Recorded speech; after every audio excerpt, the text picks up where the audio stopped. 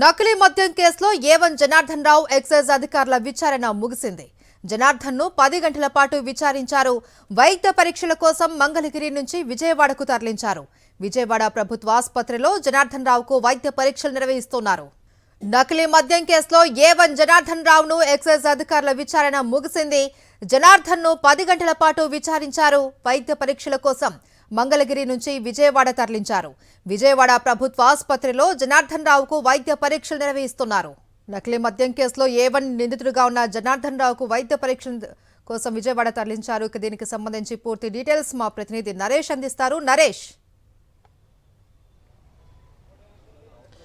మహేశ్వరి, రాష్ట్ర వ్యాప్తంగా సంచలనం రేపిన నకిలీ మద్యం కేసులో ప్రధాన నిందితుడు ఏ1 జనార్దన్ రావుని నిన్న విమానాశ్రయంలో గన్నవరం విమానాశ్రయంలో ఎక్సైజ్ శాఖ అధికారులు అదుపులోకి తీసుకున్నారు. నిన్న రాత్రి నుంచి సుమారు 10 గంటల పాటు విచారించారు. విచారించిన అనంతరం పూర్తిగా అసలు ఈ స్కామ్కు సంబంధించి టీడీపీ నాయకులు ఎంతమంది ఉన్నారు అనుకోవడంలో కూడా పూర్తిగా విచారించడం జరిగింది. అయితే ఇందులో ఇప్పటి వరకే అనేక మంది, అంటే ఇప్పుడు ఈ ఇబ్రహీంపట్నం డెన్కి సంబంధించిన కేసులో మొత్తం 8 మందిని అదుపులో తీసుకున్నారు. మిగిలిన 5 కూడా పరారు ఉన్న పరిస్థితి నెలకొంది.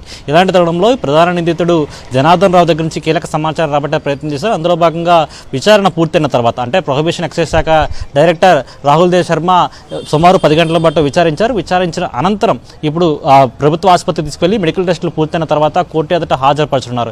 అయితే ఈ కేసులో ఇప్పటి వరకు, ఎందుకంటే జనార్దన్ రావుతో పాటు జనార్దన్ రావు సోదరుడు జగన్మోహన్ రావు, అతనితో పాటు కళ్యాణ్, అదేవిధంగా వారి బంధువులు ఎవరైతే ఈ కేసు ఇన్వాల్వ్ అయినారో, కేవలం బంధువులే కాదు అక్కడ పనిచేస్తున్న వారిని కూడా ఇప్పటికే ఎక్సైజ్ శాఖ అధికారులు అదుపులో తీసుకున్నారు. అయితే వీరిని అరెస్ట్ చేసిన తర్వాత జగన్మోహన్ రావు రిమాండ్ రిపోర్ట్లో కీలక అంశాలు పొందుపరిచారు. అందులో ప్రధానంగా జగన్మోహన్ రావుకు సంబంధించి ఎవరైతే జనార్దన్ రావుకి సోదరుడు జగన్మోహన్ రావు చెప్పింది ఒకటే, ఏ1గా ఉన్న ప్రధాన నిందితుడు జనార్దన్ రావు చెప్పిన ప్రకారం చేశామని, నకిలీ మద్యం కేసులో మొట్టమొదటిగా ములకల చెరువులో ఒక డెన్ ఏర్పాటు చేశామని, అక్కడ తయారు చేసిన తర్వాత నకిలీ మద్యాన్ని ఇబ్రహీంపట్నం, ఉమ్మడి కృష్ణా జిల్లాలలో అనేక బెల్ట్ షాపులకు ఇచ్చామని, ఆ తర్వాత బాగా ఎక్కువ శాతం కూడా అధిక లాభాలు రావడంతో అక్కడ ములకల చెరువు నుంచి నేరుగా ఇబ్రహీంపట్నంలో ఉన్న ఒక పాత బంగ్లాలో అక్కడ ఒక డెన్ ఏర్పాటు చేశామని, సుమారు 3 నెలల నుంచి అక్కడ నకిలీ మద్యాన్ని తయారు చేస్తున్నామని, అయితే వీటికి సంబంధించిన ముడి సరుకును హైదరాబాద్, బెంగళూరు నుంచి కూడా తీసుకొచ్చి ఇక్కడ ఇబ్రహీంపట్నం ములకల చెరువులో నకిలీ మద్యాన్ని తయారు చేసినట్లుగా గుర్తించారు. అయితే అందులో భాగంగానే ఎక్సైజ్ అధికారులు పూర్తిగా దర్యాప్తు చేయగా జగన్మోహన్ రావుతో పాటు ఇంకా ఏ12 ఉన్న కళ్యాణ్ కూడా ఇందులో ప్రధాన పాత్ర పోషించారని, ఎందుకంటే